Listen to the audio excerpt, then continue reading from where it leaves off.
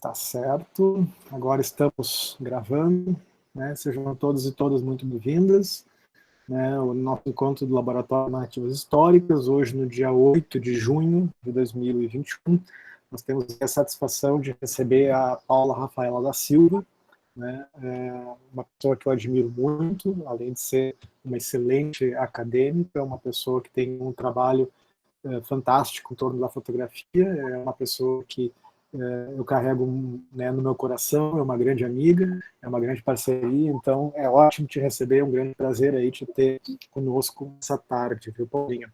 A Paula vai fazer a apresentação dela, né? Nós temos como base de discussão do texto de hoje, né, um texto curtinho, introdutório, da Maria Mawad, né, como as fotografias visualizam a história pública, né, que está dentro daquele livro Que História Pública Queremos, que é esse livro aqui, né? E aí a Paula vai fazer a apresentação dela e depois a gente abre, aí a gente faz né, uma discussão aí conjunta na sequência, depois que ela terminar aí as reflexões e apresentar um pouco da pesquisa dela também, tá ok? Então, Paula, seja muitíssimo bem-vinda, a palavra está contigo. Então, boa tarde. Eu quero primeiro agradecer o convite, enfim, me senti lisonjeada por poder falar um pouquinho sobre fotografia, que é o objeto com que eu deleito os meus estudos ao lado da moda, né? Então, já adianto que a minha linha de pesquisa vai por essa via de fotografia, história da fotografia de moda. Mas, assim, eu pensei em fazer uma fala mais geral, trazendo questões teórico-metodológicas, porque como eu entendi pelos encontros anteriores, são temáticas para pensar maneiras de pesquisar e de narrar a história, até pelo título do laboratório. E aí a minha fala, ela vai passar primeiro por uma apresentação do que é a fotografia, como é que a fotografia entra como objeto de pesquisa. E aí depois eu vou fazer um pouco da relação que tem a ver com a minha pesquisa, de como essa fotografia ela é pública de diferentes maneiras, pela característica da imagem.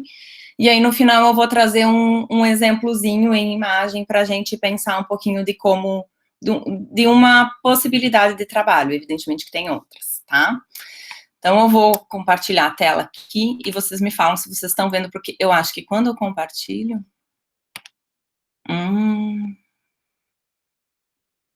não tá dando. Aqui. Vamos ver.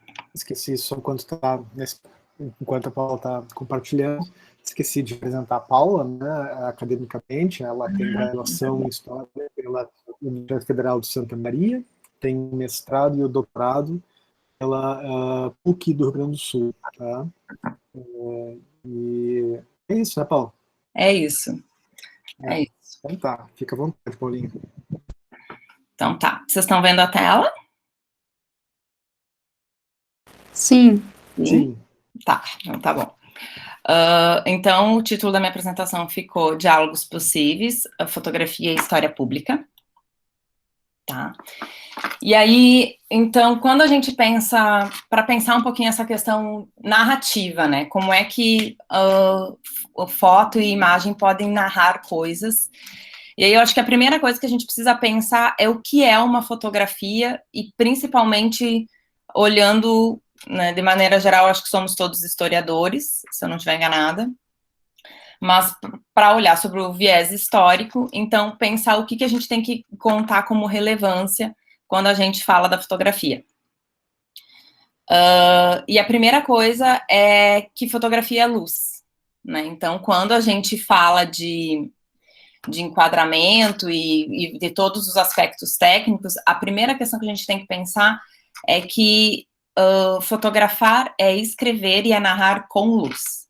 Então, é como a luz vai bater, vai incidir numa temática que a gente vai ter uma narrativa, né? E a segunda coisa é que fotografia também se refere ao congelamento do instante.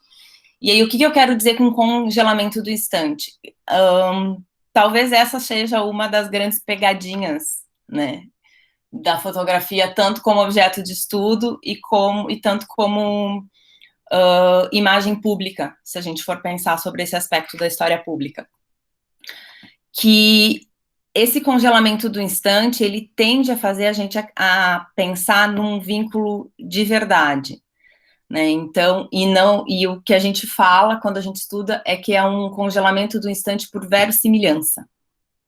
E o que eu quero dizer com isso é que, por mais que aquele objeto e aquele instante ele tenha acontecido e ele tenha existido no tempo e sido congelado, ele é um recorte, né? Ele passa por uma interpretação de quem fez essa foto. Isso a gente vai falar um pouquinho depois. E a terceira característica da fotografia, quando a gente pensa ela como objeto de estudo, é a questão da polissemia. O que eu quero dizer com isso? É que uma foto vai assumir diferentes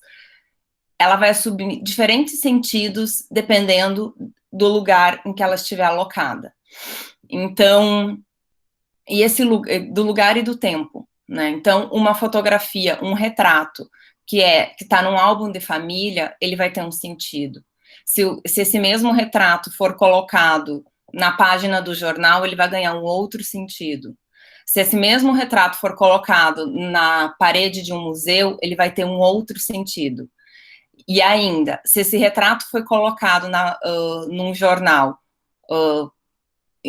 o momento que ele foi colocado e em virtude de qual razão ele está ali, também vai agregar sentido a essa imagem. Então, acho que quando a gente fala nessa questão da polissemia, a primeira coisa que a gente tem que pensar é que uma foto, ela, assim como qualquer outro documento histórico, ela não conta nada sozinha, ela não está dada.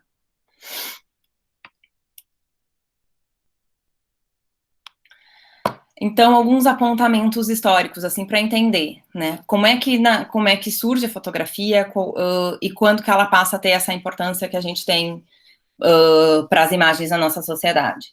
Então, a fotografia, originalmente, ela vai nascer como uma mera ferramenta para auxiliar os pintores na sua produção, nas suas produções pictóricas.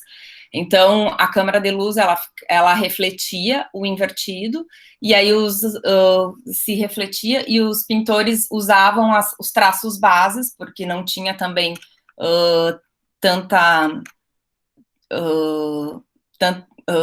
as fotos não eram perfeitas, me fugiu o termo, e aí elas eram, então, se auxiliava para fazer enquadramento, para fazer detalhes na pintura. E é bem interessante pensar isso, porque tem quadros que quando a gente olha, a gente percebe muito o enquadramento fotográfico, né? Principalmente ali do final do século XIX. O que eu quero dizer com enquadramento fotográfico? Quando a pintura era feita, um retrato, por exemplo, ele era feito antes de usar a câmera de luz, esse retrato ele tem todo um contexto, a cena ela aparece toda. Quando a gente olha um quadro que tem um enquadramento fotográfico, a gente vai perceber que acontece o que acontece numa foto. Então, se vocês me fotografarem aqui agora, vocês percebem que tem objetos atrás de mim, mas vocês não percebem a nitidez. Aí, talvez uma parte da minha estante está parecendo cortada, a minha janela não parece inteira. Num quadro que não tem recorte pictórico, ou essas coisas saem, esses elementos saem, ou eles são feitos na sua completude, né? Então, visualmente, é uma maneira de olhar, né? E aí, quando que a fotografia começa a ganhar credibilidade em seu ponto de vista histórico, da sua história, né, como de fotografia? No final do século XIX e no início do século XX, ela passa a ganhar notoriedade, sobretudo através do que a gente chama das cartes de visite, que eram retratos de pessoas, né? Porque através da fotografia pôde-se popularizar que famílias e que pessoas tivessem os seus retratos. Então, era uma maneira de ficar uma imagem sua para a posteridade, de forma que barateava o processo, visto que pintar um retrato era muito caro. E aí as cartas de visita, elas vão ter vários usos, elas vão ter usos para catalogar presidiários, por exemplo, e tem estudo, enfim, tem estudo só sobre isso, porque elas são um campo muito específico. Só que o que é importante a gente pensar das cartas de visita é que elas vão trazer a fotografia assume com a carta de visita a ideia da modernidade, né? E essa modernidade, ela se vincula muito ao momento pela questão do desenvolvimento industrial, então é uma máquina que registra imagens, e isso aí acaba sendo irreversível historicamente para se narrar histórias. Porque se num primeiro momento a gente vai ter pequenos formatos de retratos, no pós-Segunda Guerra Mundial, quando essa indústria já está bastante potente, tanto no sentido bélico quanto no desenvolvimento de bens de consumo, a grande mudança para a importância da fotografia é o que a Heloíse Costa vai chamar de nova visão, que é o quê? É uma ressignificação do olhar, que ele vai se globalizar e ele vai ser distribuído de forma massiva em todos os espaços do globo, né? E isso vai se dar por uma questão muito sobre a possibilidade do avanço industrial de imprimir em meio tom. O que eu quero dizer com isso é que antes mesmo, tendo a fotografia, era muito difícil fazer a impressão, sobretudo na imprensa, de imagens que tivessem nitidez, porque as tintas se trabalhava com ou tinta preta, era tinta preta e os espaços em branco, né? Não se tinha o cinza, a escala de cinza, e no momento que se desenvolve a possibilidade de fazer essas escalas de cinza, a maneira de imprimir, de contar a história, de narrar a notícia, se modifica completamente. Isso se firma logo depois da Primeira Guerra Mundial. E aí, né, a Heloíse Costa, que é uma autora que eu trabalho bastante por conta dos conceitos que ela usa, ela vai dizer que a nova visão, para ela se firmar, ela vai passar por um ensinamento que ela nomeia de pedagogia do olhar. Então, o que é essa pedagogia do olhar? Ela vai ser puxada e estimulada, de maneira geral, pelo que a gente chama de imprensa ilustrada. Então, o que é imprensa ilustrada? São revistas em grande formato, e quando eu falo grande formato, eu não sei se vocês já tiveram contato com uma Cruzeiro, por exemplo, mas elas eram maiores, né? Elas eram, eu não me lembro qual é a medida, mas talvez 2:4, não chegava a ser 1:3, mas era uma imprensa maior.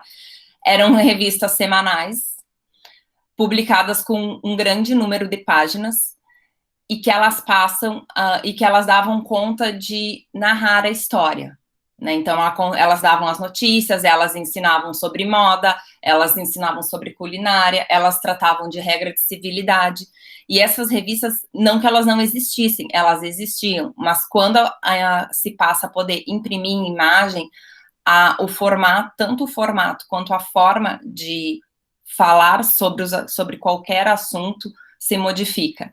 E aí, o que a imprensa ilustrada vai fazer? Ela vai passar a contar sobre grandes eventos e grandes temas utilizando de imagens. E aí, o fotógrafo, ele assume um lugar de narrador. E aí que a gente vai ter aqueles formatos daquelas páginas que a gente chama estouradas, que são imagens de página inteira ou de 2 páginas, e reportagens de 15, 20 páginas que são majoritariamente tomadas por imagens e complementadas com o texto.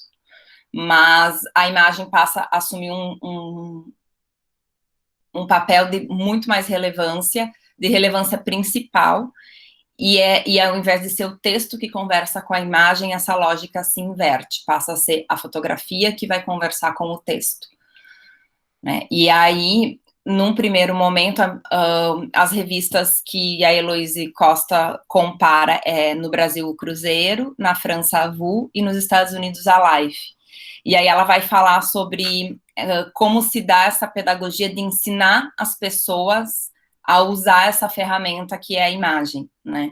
Então, eu sempre brinco que, quando a gente fala de revista ilustrada, a gente pode pensar que é um tempo que não tinha televisão e que a televisão era essa revista, né? Para a gente ter uma noção da quantidade a mais de imagens que passou a circular e a chegar nas pessoas, né? Então, e aí passa, então, devido a essa questão da imprensa ilustrada e dessa valorização da imagem, vai haver todo um esforço de ensinar as pessoas a entender o que está ali. Então, vai ter desde concurso, para brincar com ângulos, para comparar fotografia com nitidez e sem nitidez. Então, aproximar e afastar. Eu não sei se vocês conhecem o trabalho do Vic Muniz, mas o Vic Muniz não é ele é um artista, ele não é fotógrafo, mas ele trabalha essa ideia da escala, né? Se você fotografar a areia bem pertinho, vai ter a ideia de que é um objeto. Se você afastar, você tem mais nitidez. Então, as revistas, por um tempo, vão fazer todo esse ensinamento para ensinar as pessoas a lidar com o olho mecânico, né? Que é um olho que vai apresentar, que vai potencializar a visão humana e que vai apresentar diferentes pontos de vista de lugares que a gente não tinha pensado. Então, essa ideia do fotógrafo subir no telhado e fazer a foto de baixo para cima, qual é a sensação que essa fotografia vai dar? A ideia de fazer uma foto correndo, né? É um momento também que os avanços tecnológicos, além do meio tom, vai trazer, vai mudar os formatos das câmeras, as câmeras começam a ficar mais leves, né? Depois da década de 50, as câmeras, quando essa linguagem já está mais fluida, as câmeras começam a se tornar mais acessíveis para o público comprar de maneira massiva, né? A Kodak vai fazer isso, vai começar fazendo isso como empresa. Então, diminui o formato da câmera, e aí as pessoas passam a narrar suas próprias histórias, e aí a gente tem o evento do álbum de família, né, que parece que sempre existiu, mas se a gente pensar do ponto de vista histórico, é super recente, né? Então, esse evento de ter o álbum de família, de comprar o filme, colocar na máquina e escolher quais os momentos que vai fotografar. E aí, a pedagogia do olhar também, ela acaba sendo... a fotografia acaba sendo o grande mote da pedagogia do olhar, no sentido de que ela vai ser capaz de transitar entre os mais diversos assuntos. Então, quando a gente fala em fotografar, a gente vai falar sobre fotografar, né? Luiz Costa diz, transita entre o preço do pão, o glamour, o cinema e até os fenômenos paranormais. Então, se registra como notícia, se registra como publicidade, se registra como evento oficial. Tá tudo bem. Vocês estão me ouvindo? Sim, estamos te ouvindo, fica à vontade. Tá, eu achei que acho que abriu um microfone. E aí, quando a gente pensa, ok, Paulo, eu quero estudar fotografia, por onde eu começo, né? E aí, eu trouxe algumas questões que são básicas, porém, às vezes, elas passam despercebidas, e isso tem congresso, assim, que a gente vai, que passam alguns detalhes. Então, ok, quero estudar fotografia. Então, algumas coisas que dá para se perguntar. Que tipo de fotografia você quer estudar, né? E aí, quando eu falo tipo de tipologia, abre uma gama. Você quer estudar fotografia publicitária de qual produto? Você quer estudar uma fotografia de alguém, de um fotógrafo específico, uma fotografia documental, que vai narrar eventos históricos ou eventos importantes, uma fotografia experimental, que vai trabalhar, explorar os recursos da câmera, angulação, granulação, nitidez, luz, sombra. Então, que tipo de fotografia? Qual é o teu assunto, né? O tipo de fotografia que você vai escolher, de alguma maneira, vai estar linkada com o tipo de assunto que você vai trabalhar. Qual é o evento, né? Então, quando você olha para uma imagem, o que está mostrando ali? Né? No meu caso, que eu trabalho com moda, com um fotógrafo específico, né? Tem uma mulher, essa mulher, ela está vestida, ela está nua. Se ela está nua, qual é a posição que está esse corpo? Se ela está vestida, o que ela veste? Como essa roupa está na imagem? apresenta alguma noção de movimento, ela está sentada, ela está posando, ou ela está sendo flagrada, né? Então, tentar sempre extrair o máximo de informações com o exercício de ver, né? E isso parece uma coisa banal, mas hoje em dia já tem, inclusive tem até estudos que falam sobre isso, o tempo que a gente fica diante de uma imagem, seja no museu ou seja no Instagram, né? Quantos segundos a gente consegue ficar? E quando a gente pensa que a experiência visual, se a gente voltar um século atrás, as pessoas sentavam na frente de um quadro, elas ficavam mais de uma hora olhando aquele quadro, vendo os detalhes e pensando sobre cada detalhe que estava ali, né? Que é o que se daria como experiência artística, por exemplo. Então, e aí quando a gente escolhe o tipo de fotografia, também é importante pensar sobre isso. Como o mesmo tempo que tu dedica a entender essa foto, é um tempo aproximado do que um espectador normalmente teria, qual é a relação com essa imagem? E a gente está falando aqui de imagem pública, né, que depois eu vou pensar um pouquinho fora do quadro, mas agora, por enquanto, eu estou falando dentro do quadro, dentro do que a gente está vendo na imagem. E aí, o terceiro ponto é pensar características do campo do sensível. O que essa fotografia te causa quando você olha para ela como espectador? Por que ela te interessa? O que ela estimula você a pensar, a querer estudar e a falar sobre ela. E aí, por fim, começar as primeiras tateações sobre alguns aspectos formais. Como que essa imagem está enquadrada? É uma imagem colorida, é uma imagem preto e branco? Qual é o tamanho dessa imagem? Tem algum sinal de movimento, alguma espécie de rastro? É uma imagem super nítida, congelada? Tem algum tipo de granulação que pode ter sido influenciada pela luz ou pela qualidade do equipamento, né? Então, a primeira questão, independente do que você vai trabalhar, é você conhecer muito bem as suas imagens, né? E aí, conhecer as imagens não tem outro jeito, é só olhando para elas. E é assim, você vai olhar de novo, depois você vai olhar de novo, e a gente sempre vai notar e vai ter sensações diferentes. E essas sensações, elas são importantes para a gente que vai fazer uma narrativa, vai construir uma narrativa sobre aquela imagem, né? E aí, quando a gente pensa sobre a questão dessa narrativa, de tornar essa narrativa pública, que depois também vou retomar um pouco isso, de quem faz isso, né? Quais imagens se tornam públicas e quem determina isso. E aí, depois, né, que a gente olha a imagem, que se dedica a entender ela, questões para a gente pensar fora do quadro. Então, ok, temos uma imagem, para usar o texto da Mauad, ela traz o exemplo da fotografia do movimento cartista, né?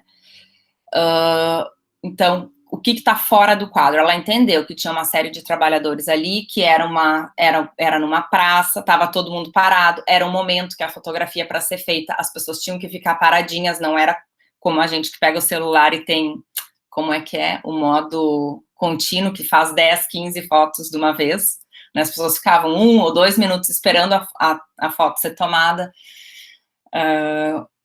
um público majoritariamente de homens. Então, ela vai narrando todas essas coisas que não estão no quadro, mas que são informações de contexto histórico, né? Então, quem fez essa foto? Ora, quem fez essa foto é um fotógrafo reconhecido que tinha vínculo com o Castelo da Rainha. Esse cara se deslocou. Então, essa foto, de fato, é uma imagem relevante, porque toda essa mobilização de levar essa pessoa para esse lugar demonstra a importância do registro histórico desse momento, né? Então, já é uma questão. Quem fez a foto, às vezes, permite que a gente disserte um monte sobre a imagem. No meu caso, por exemplo, que estudei a trajetória artística de um fotógrafo, dizer que a foto é do Otto Stupakov, quando eu ouço essa foto do Otto Stupakov, já me vem uma série de elementos que antes mesmo de olhar a foto, eu já vou mais ou menos entender que eu vou encontrar ali, porque é uma espécie de assinatura. E aí vocês podem me perguntar, tá, Paula, e foto que não tem autoria, não serve para pesquisar? serve. O fato da foto não ter autoria não torna irrelevante a fotografia como documento. Como pesquisadora, eu tenho que alertá-los que dá um pouco mais de trabalho. Mas, de maneira geral, a gente tem, sim, como estudar, inclusive, e aí o caminho, e aí a pergunta de pesquisa naturalmente muda, mas uma das questões para se pensar é aonde essa foto foi encontrada, porque se ela não tem autoria e ela está em algum lugar, chegou na tua mão por algum lugar de relevância, como aquela foto foi para ali, por quê? Né? Então, por exemplo, eu tenho uma colega que também é da moda, e ela estudou o ciclismo em Porto Alegre, e ela encontrou a foto de uma mulher que andava de bicicleta, e ela identificou que a mulher andava de bicicleta pelas roupas, porque para andar de bicicleta, elas usavam uma calça que chamava de boomer, que é uma espécie de bombacha. Vocês sabem o que é bombacha? Não. Não. Bombacha é a roupa tradicional do gaúcho, que é uma calça bem largona, bem volumosa,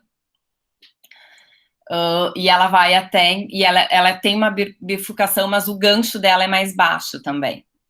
Então, e aí elas usavam aquela calça com saia por cima. Por quê? Para poder pedalar e não mostrar nem um pouco de pele. E aí ela encontrou essa foto, que ela sabia pelo cenário que podia ter sido feita num estúdio específico aqui de Porto Alegre, que era um fotógrafo que fazia retratos aqui, mas ela não conseguiu confirmar a autoria. Mas ela conseguiu estudar e conseguiu, por conta daquela foto, saber e organizar um grupo de mulheres que praticava ciclismo em Porto Alegre no final do século XIX. Então, a autoria... nós tínhamos um professor que ele sempre falava, o sim ou o não é uma resposta de pesquisa. Só que a gente tem que saber o que fazer com esse sim e com esse não. Eu encontrei o que eu esperava, beleza. Eu não encontrei, tá, o que eu faço com o que eu não encontrei? Então, o não necessariamente inviabiliza a pesquisa. Né? E daí, a localização, que eu já falei, então, pensar onde é que essa imagem está, onde é que você entrou em contato com ela, tem reproduções dessa imagem, porque tem isso, a fotografia caminha, tem mais exemplares dessa foto? Sim, não, é possível encontrar, é possível saber, enfim. E aí o contexto, né, como é que essa imagem dialoga com o tempo em que, ou que ela foi feita, ou que ela está sendo utilizada, porque são tempos diferentes. Ela pode ter sido feita na década de 50 e está sendo utilizada agora, sei lá, uma fotografia para mostrar uma rua como era há 50 anos atrás, né, e aí está sendo usada agora. Por que ela está sendo usada? Ela está num cenário de aniversário de uma instituição que construiu ali, enfim. Então, pensar esse contexto, onde a foto foi encontrada, e ir além. Como que essa fotografia conversa com outros fotógrafos do seu tempo, com outros produtores do seu tempo. Então, que às vezes a gente pensa assim, por exemplo, eu estudo um fotógrafo que fez moda, é um brasileiro, mas atuou bastante no exterior. Quem atuava ao lado dele? Por que ele conseguiu se firmar no exterior? Quem eram as outras pessoas? O que a fotografia dele tinha de igual e de diferente do que se estava fazendo? Né? Então, sempre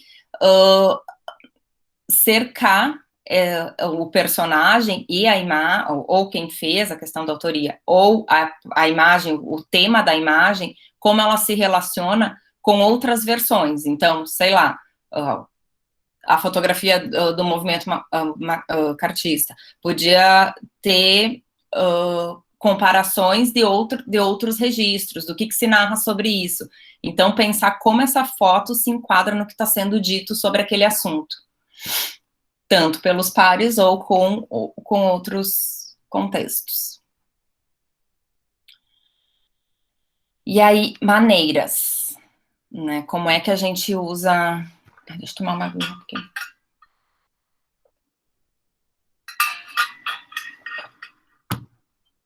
Então, como que a gente pensa para estudar a foto? Quais são as estratégias? Uma é pensar uma foto ícone. O que é uma foto ícone, Paulo? É uma foto que circulou muito e que ela é muito reconhecida. Então, por exemplo, a foto aquela foto famosa do Vietnã, da menininha, da criança caminhando toda machucada contra um tanque de guerra. Isso é uma foto ícone. A foto daquele menininho que morreu na praia de refugiados. Isso é uma foto ícone. É uma foto que foi muito reproduzida, massivamente reproduzida, e que ela resume a história de um tempo, né? E aí, quando a gente pensa em fotografia pública, a foto ícone, ela acaba sendo muito incisiva, porque ela determina, a gente consegue, ela atinge muitas pessoas para falar sobre o mesmo tema, né? Porque ela foi muito massificada. Então, sei lá, uma foto de moda ícone. Yves Saint Laurent, a foto do terninho do Yves Saint Laurent feita por Helmut Newton, que é uma mulher vestindo terno e ela tá só com o blazer, né? Então, e aí é uma imagem que vai trazer toda uma questão de androgenia, da noite, da questão da década de 70, da reação dos jovens que estavam reclamando da sociedade que estavam vivendo. É uma foto super impactante, é uma fotografia que é de moda, mas ela já circulou por N lugares. A outra maneira é trabalhar com a ideia de série. E aí a série, que no final, no exemplo, eu vou mostrar um pouquinho para vocês. A série pode ser duas coisas, quer dizer, pode ser várias coisas, mas eu vou dar 2 exemplos. Quando a gente pensa numa reportagem de uma revista ilustrada, por exemplo, essa série vai ser uma história sendo contada. Então, vai ter uma narrativa em imagens. E aí, pode fazer um trabalho, sei lá, a queda de Jânio Quadros, na revista O Cruzeiro, e aí pegar todas as séries de fotografia de como isso foi narrado, o que essas imagens falavam. Uma outra maneira é pensar que foi, no meu caso, uma das estratégias que eu usei nos usos da imagem, que o fotógrafo, quando ele escolhe fazer uma foto, ele faz várias tomadas da mesma cena. Então, isso a gente também chama de série. E aí, essas várias tomadas, depois, no laboratório, ele vai imprimir a fita com as imagens pequenas, e ali ele vai escolher qual ele vai julgar mais relevante, a mais nítida, a que melhor se adequa para o lugar onde a fotografia vai ser alocada. Então, avaliar essa série também é uma maneira de pensar e de estudar a fotografia, porque a gente entende quais são as escolhas do autor, por exemplo, né? E quais são as suas preferências. E aí, por fim, né, outra possibilidade, por fim não, né, o leque é imenso, eu trouxe 3 que são as que a gente mais trabalha, é a ideia da trajetória, que é pensar não uma trajetória sob o ponto de vista biográfico, de reconstruir a história biográfica da pessoa, mas pensar uma trajetória artística, né, uma trajetória de trabalho, uma trajetória profissional de um fotógrafo. E aí a gente pode pensar no estilo, na estética, nas escolhas, no que permaneceu, por que esse fotógrafo se destaca, por que ele é relevante, enfim. E aí eu trouxe uma frase que ela não fala assim, né? Foi o meu jeito de traduzir, mas ela explica que uma foto, para ser pública, ela é muito pouco ela ser publicada. Ela precisa mais do que isso, né? Então, o que ela precisa? Ela precisa conversar com os espaços, né? E aí ela traz uma série ela vai elencar algumas questões para abrir o debate, e que quando a gente pensa como pesquisador, né, eu sempre penso em transformar essas questões em perguntas, né? Então, quando a gente pensa a relevância de usar a fotografia como maneira de narrar uma história e pensar qual é a relevância dessa foto ou dessa cena, né? Tem algumas perguntas que dá para se fazer, né? Segundo como a Maud traz no texto. Então, como essa fotografia vai se relacionar com o espaço público, né? O que ela conta desse tempo, como ela traz sentido para as questões históricas, né? Então, como é que ela agrega sentido para uma narrativa e para um recorte, e de que maneira essa fotografia vai se relacionar com as instituições, né? Que acaba sendo uma maneira de firmar né, de afirmar essa visualidade de cada tempo.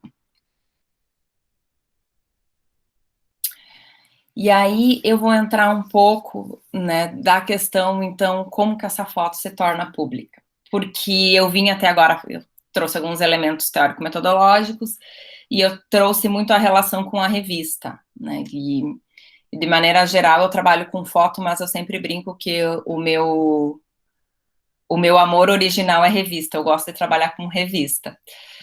E aí as revistas, elas, a nova visão, ela se fundamenta através das revistas ilustradas, depois a gente vai passar por uma segmentação, que aí passa a ter a revista de carro, a revista de moda, a revista de homem, a revista de nu feminino, quadrinhos, porque com a entrada da televisão, as temáticas vão se segmentando e ficando mais especializadas. E aí a fotografia também, com esse grande boom, com essa grande importância que ela teve na narrativa histórica, né, a ponto de, como a Mauad diz, a gente pode contar os 1900 através só de imagens, a gente pode contar a história da humanidade só olhando para as fotografias. Essa fotografia também passa a galgar um espaço de reconhecimento numa outra instituição que não só a imprensa, mas também nos museus. E esse é o diálogo da minha pesquisa, né? Na minha pesquisa, eu estudo a trajetória de um fotógrafo, que ele é um fotógrafo de moda, e aí a foto dele, ela é originalmente feita para estar dentro de uma revista de moda, que uma foto de moda, em tese, o que ela vende é roupa. Ela vende estilo de vida também, mas o produto final, físico, é roupa. E essa foto, e esse fotógrafo, à medida que ele vai desenvolver a carreira dele, depois, no final da vida, as fotos dele contam uma trajetória, contam uma parte de um tempo, e aí essas fotos são reconhecidas e institucionalizadas dentro do Instituto Moreira Salles. Então, o acervo dele está lá, e a foto dele, e ele tem fotos no MASP. Então, as mesmas fotos que iam para Rappers Bazaar, por exemplo, que é uma revista de moda, depois, com o passar do tempo, elas são ressignificadas e elas passam a ocupar as paredes do museu. Então, retomando o que eu trouxe lá no início, quando eu vou pensar sobre essa fotografia, é importante eu pensar onde é que ela está, ou sobre a trajetória dela, que foi o que eu fiz, né? E aí eu trago uma frase da Heloíse Costa, né? O museu, na qualidade de instituição normalizadora, dita padrões de legitimação para diferentes práticas artísticas. Por meio de estratégias diversas, especialmente pelas exposições que realiza e pelas publicações que organiza ou endossa, e pela política de incorporação de obras adotadas para o seu acervo. Então, o museu, ele vai dar um caráter de efetivar historicamente essas imagens, de reconhecer essa narrativa, e não necessariamente só sob o ponto de vista estético, no sentido de se é arte ou se não é arte, porque eu nem vou entrar nessa demanda, mas no sentido de, e aí o museu, eu sei que vocês vão semana que vem ter aula sobre isso, então eu nem vou entrar muito, mas como instituição ele acaba normalizando o que fica, né, o que ele cria ponte entre os tempos, né, então, e aí, como eu disse, eu não vou ficar falando muito do museu em si, porque vocês vão ter aula semana que vem, eu só vou falar da relação da foto com o museu, né? Então, retomando as instituições que se relacionam com a fotografia, então, a imprensa, como a gente já falou bastante, a academia, quem é a academia? A gente, que pega essas imagens e reivindica a importância histórica delas, e narra, e justifica, e estuda, né? Então, e a gente dá vida a imagens que por vezes podem estar esquecidas, ou a gente retoma e reavalia imagens que são muito conhecidas e que parece que foram dadas, que já deram conta da verdade, entre aspas, bem entre aspas aqui. Tem os órgãos oficiais, que daí são fotos de diários oficiais, enfim. E o museu, como eu falava agora, que vai legitimar as potencialidades, tanto artística como histórica. E aí, como é que a fotografia é usada dentro dos museus? tem toda uma história que passa por isso, não vou entrar nisso, porque inclusive eu nem sei como eu tô de tempo, mas eu devo estar estourando, que eu falo. Fica tranquila que o teu tempo tá livre. Viu? Ah, tá, então tá bom. Então, nos usos do museu, então, uma das maneiras é através de registro de eventos, então, construção do MASP, registro de exposição, teve uma exposição importante, então se faz, e aí atualmente a gente já se tem estudos, a própria Heloíse Costa trabalha com isso, então estudo das exposições, então exposições que foram importantes, que mobilizaram as pessoas, que mobilizaram as comunidades e a sociedade, foram registradas, e aí hoje em dia, e atualmente a gente estuda qual foi a relevância, o que tinha naqueles formatos, né, então também é uma maneira. A segunda são os catálogos, então quem já frequentou exposições é comum, já foi mais, não é mais tanto, porque o catálogo, ele tem um custo, né, sempre agrega custo, mas de maneira geral, serve para catalogar tanto o que tem dentro, no sentido arquivístico e de organização do museu, quanto para disposições específicas para dar acesso ao público, para pensar e para levar para casa um pouco daquela exposição. Ela aparece também como ferramenta de outras práticas artistas, então eu vi que eu escrevi ou outras, mas tudo bem, que é a exploração, sei lá, de colagem, de usar a fotografia para fazer outros processos, para contribuir com outros processos, então, colagem, algumas imagens em 3D que são montadas, joguinhos, enfim, e aí vai de infinito. E aí a quarta seria a expressão, eu coloquei autônoma, esse termo, eu já vou avisar vocês que ele é um termo bem, a ideia de autonomia, ela é bem questionada, mas com autonomia eu estou querendo dizer aqui que a fotografia, dentro da temática dela, sendo fotografia, né, sem tentar imitar a pintura, sem tentar imitar, trabalhar de maneira super mega abstrata para se linkar ao movimento artístico em si, mas ela como dona da sua história e capaz de narrar e de contar numa exposição um processo artístico ou uma narrativa de um tempo. E aí, as estratégias, como é que a fotografia vai parar no museu, então? Como é...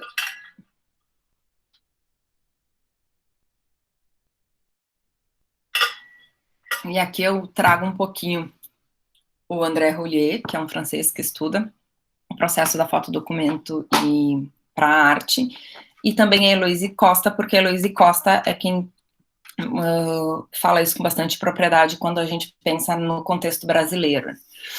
Então, os primeiros movimentos de pensar a fotografia como possível de estar dentro do museu e de ter departamentos e possíveis exposições que mereçam um olhar organizado para se refletir sobre essas imagens, ela vai partir dos Estados Unidos e vai acontecer no Museu de Arte Moderna de Nova York. Então, é o MoMA quem dá o pontapé inicial no mundo, e é o primeiro museu que, de fato, monta um departamento e passa a pensar estratégias de como reconhecer a fotografia sob o ponto de vista tanto artístico como narrativo. E no primeiro momento se vincula muito a ideia do artístico, né? Então, a primeira estratégia que a gente conceitualiza de fotografia direta, ela vai estar muito linkada aos valores da pintura, né? Então, quando a gente vai reconhecer uma pintura, que é importante ficar historicamente, ela passa por uma série de protocolos acadêmicos, e aí o que se buscou fazer nessa fotografia direta era manter essa ideia. Então, valor como raridade, a ideia de ser uma fotografia autêntica, de possibilitar identificar quem a fez, então a ideia da expressão artística, né, e da excelência técnica, eram estratégias para selecionar quais fotografias deviam pertencer, deviam estar presentes no departamento do museu. E esse movimento, ele foi bastante questionado porque a fotografia tem uma série de elementos que a pintura não tem, né? E aí tem a questão, o olho é mecânico, mas a seleção, ela é humana.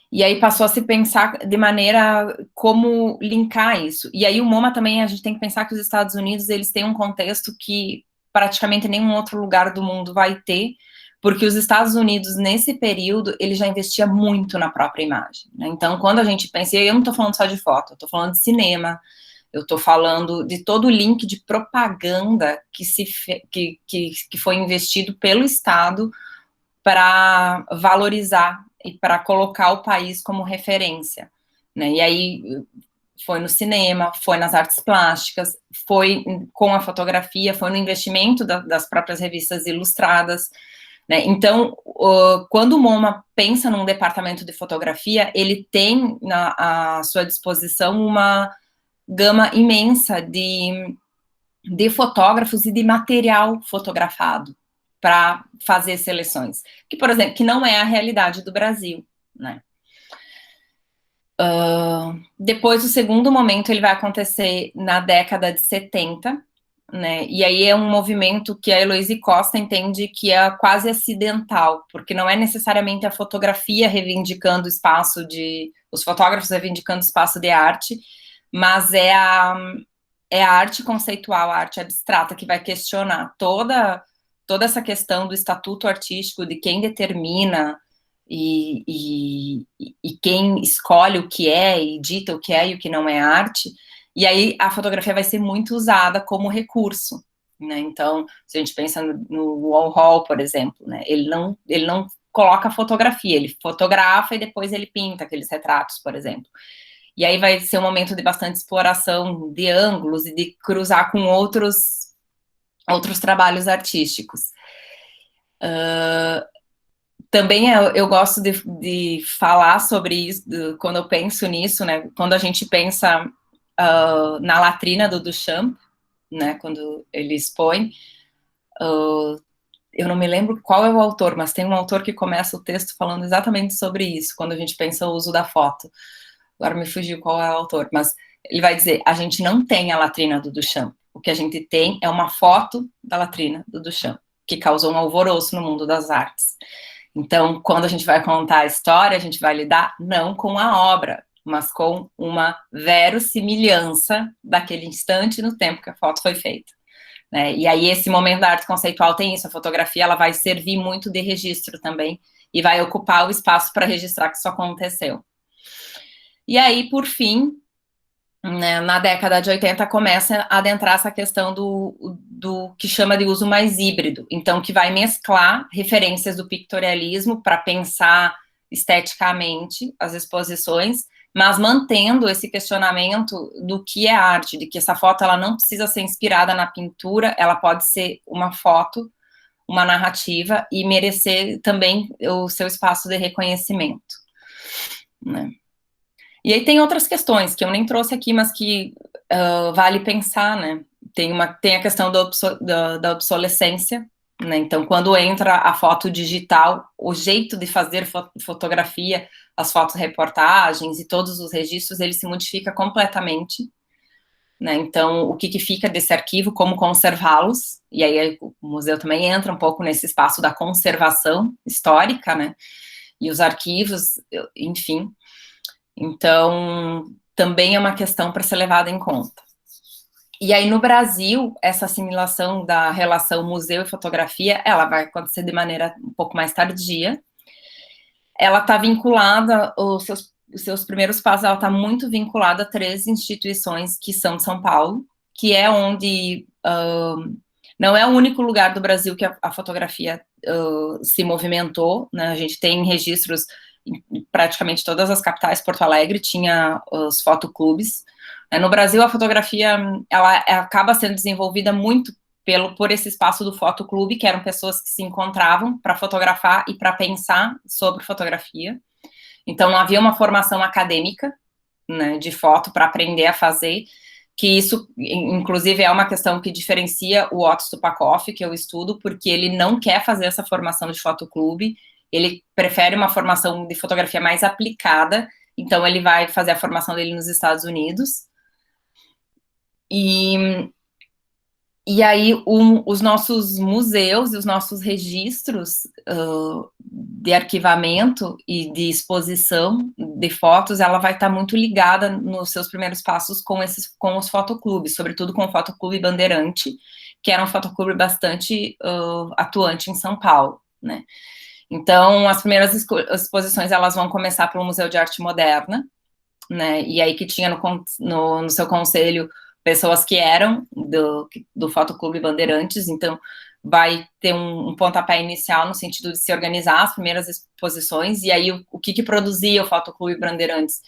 A fotografia dele está muito ligada ao movimento modernista, então tem muita foto de trabalho de ângulo, de luz, de arquitetura, né? Então, de exploração de linhas, de sombra, né? São enquadramentos bastante mais abstratos.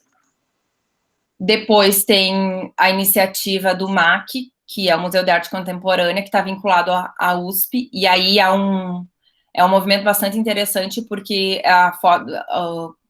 o diretor do MAC é um acadêmico, né, então que estudou no Louvre, o Walter Zanini, e aí ele vai propor exposições que questionem essa polissemia e que explorem essa flexibilidade da fotografia.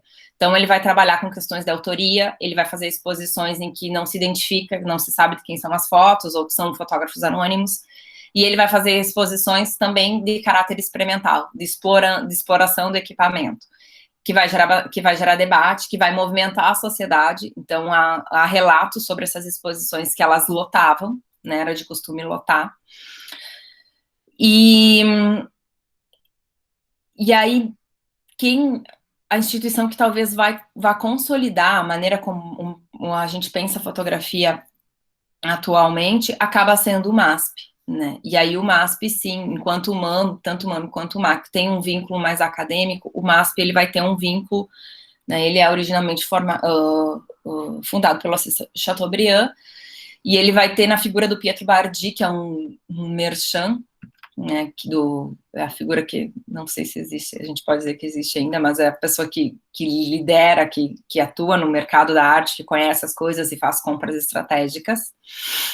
E o Pietro Bardi, desde o início do MASP, ele sempre pleiteou o espaço da fotografia. Então, em 41, lá, quando ele funda o MASP, uma das coisas, ele entende o museu como um espaço multidisciplinar, ele pensa na ideia de um museu-escola, e aí, desde o início, já há escola para ensinar, ele dá cursos, né, ele propõe cursos, e aí vem muita gente do Fotoclube Bandeirante, a Cláudia Andujar, o próprio Tomás Farcas vão dar aula nos cursos do MASP, e aí há todo um andamento, e o departamento, em 76, então, se forma o departamento de fotografia dentro do MASP, com o intuito de organizar exposições, né? E aí, eu acho que é na próxima lâmina, que é uma questão bem relevante, no sentido de que é uma particularidade brasileira, que até a década até o final da década de 70, início da década de 80, a gente tinha exposições de fotografias dentro dos museus, mas a gente não tinha uma construção de acervo. Então, não havia um movimento de guardar e de preservar essas imagens e a possibilidade de reproduzi-las, né? Isso só vai começar a acontecer mesmo no final da década de 70, né? O MASP tem um movimento que é a coleção Pirelli-MASP, então, que é uma associação com uma empresa privada, mas que eles passam aí sim a pensar num acervo de fotografia do MASP, e aí eles criam regras, tipo, para pensar que tipo de fotografia vai entrar, quais são os fotógrafos que são relevantes, o que a gente quer guardar, né? E aí, no caso do MASP, assim, acho que vale a pena falar um pouquinho para entender como é que funciona, né? Que é diferente do Instituto Moreira Salles, por exemplo, que o Instituto Moreira Salles procura ter grandes séries fotográficas para pensar para poder falar sobre o artista. No caso do MASP, eles têm fotos ícones. Então, o processo lá se dá, o artista faz uma primeira seleção, eles entendem, sei lá, Otto Stupakoff precisa estar no MASP. Então, eles entram em contato com o Otto Stupakoff e pedem para ele mandar uma gama de fotografias que ele julga que são as mais importantes da sua obra, e aí o conselho decide quais dessas fotos vai comprar e vai ficar como acervo do MASP, né? Diferente do que acontece no IMS, por exemplo, que comprou toda a obra do Otto, que tem em torno de 16 mil negativos. Né? Então, já me encaminhando para o final e indo para os exemplos, né, a flexibilidade adaptativa da fotografia fundamentou a aproximação dela da vida com a arte. E a sua capacidade de transitar em diferentes esferas expandiu as possibilidades no estudo, tanto da história como da arte, né? E aí, a gente acho que vale dizer que ambas dialogam muito com o público. E aqui eu trouxe um exemplo para a gente pensar um pouco de uso. Deixa eu tomar uma aguinha. Esse é um retrato do Tom Jobim, como vocês podem ver. Ele está em Copacabana, num dia nublado, de suéter, né? Eu fiquei pensando no frio, a gente pode pensar no frio do Rio de Janeiro, ele tá de suéter. E essa foto foi registrada pelo Otto em 1964, é a datação dela. E essa foto, elas têm diferentes usos, né? E o primeiro uso que vai se dar nela é esse recorte que foi publicado na Harper's Bazaar, na edição de julho de 1967, que foi uma edição especial com temática do Brasil, né? Então, essa foto do Tom Jobim, ela tá numa reportagem que fala sobre a música brasileira. Então, tem uma foto do Tom Jobim, tem uma foto do Bonfá, que também foi o Otto Stupakoff que fez, e tem uma foto... Poxa, não vou me lembrar, mas tem de mais um cantor que também, a fotografia também é do Otto. As 3 imagens são dele. E aí, na reportagem, vai falar sobre a fotografia da brasileira, a bossa nova, como que se criou esse novo som, e aí fala sobre a importância do Tom Jobim para isso. No restante da revista, a gente vai ter editoriais que não são do Otto, são do fotógrafo da revista do período, que era o Hero, se não me engano, e que vai ter as modelos posando em Brasília e também no Rio de Janeiro. Passando um pouco mais do tempo, em 2009, o IMS assume a compra do acervo. E aí, na compra do acervo, há uma exposição comemorativa, com algumas fotos importantes do Otto. E aí, essa foto do Tom Jobim, ela vai virar um pôster possível do público comprar. Então, eu podia ir lá, comprar o pôster, mandar fazer um quadro e colocar na minha casa. Então, o Tom Jobim sai da revista para ir para a exposição e virar um pôster. E essa imagem também está no livro da obra do Otto Stupakoff, lançado pelo Instituto Moreira Salles. E aí, em 2016, essa foto, ela vai para a abertura das Olimpíadas de 2016. Então, ela passa por um processo de ampliação de grande qualidade, e ela é digitalizada em 36 partes diferentes para poder ser projetada. E se a gente reparar, a gente não enxerga a praia atrás. A projeção, ela é colocada sobre prédios do Rio de Janeiro, né? Ali tem a imagem no piano tocava a Garota de Ipanema, então fazendo essa junção de tempos, né? Que essa garota de Ipanema, ela não está mais tanto na praia e ela está mais em blocos de concreto. E essa imagem, dentro do Maracanã, calcula-se que tinha em torno de 3 milhões de pessoas, assim, então ela girou o mundo, né? E aí essa imagem, ela assume uma outra dimensão, né? Ela conversa com um outro tempo. E aí, por fim, eu trouxe aqui a ideia da folha de contato, que é onde a gente pode analisar a série. Então, como que essa série foi feita, né? Ela tem tem diferentes tomadas, né? Numa das tomadas tá presente, esse menino acho que é filho do Tom Jobim, se eu não me engano. E aí a gente pode ver que a foto, essa marcação em vermelho era o próprio Otto Stupakoff que fazia. Que a foto que o Otto Stupakoff selecionou para o Moreira Salles não é a mesma que ele selecionou para a revista. Sabem a diferença? É sutil a diferença de tomada, mas é outra tomada. Uma ele está mais de frente, na outra ele está mais... Então, isso é para falar um pouquinho sobre o processo, mostrar um pouquinho que, ao analisar a série, a gente pode pensar sobre o processo criativo e de escolha do fotógrafo, como eu falava lá no início, tá? E, bom, minhas referências bibliográficas. E eu acho que eu falei um monte. Agora eu quero ouvir vocês. Muito legal. Muito legal mesmo. Obrigado, Paulinha. Eu só agora interrompo a participação. Bom, eu vou então parar a gravação e aí a gente faz agora a nossa conversa na sequência, ok? Então, muitíssimo obrigado. Deixar registrado aqui que foi fantástico aí viajar por essa aula de teoria e metodologia e com esse exemplo aí que eu achei fantástico no final, tá ok? Obrigado.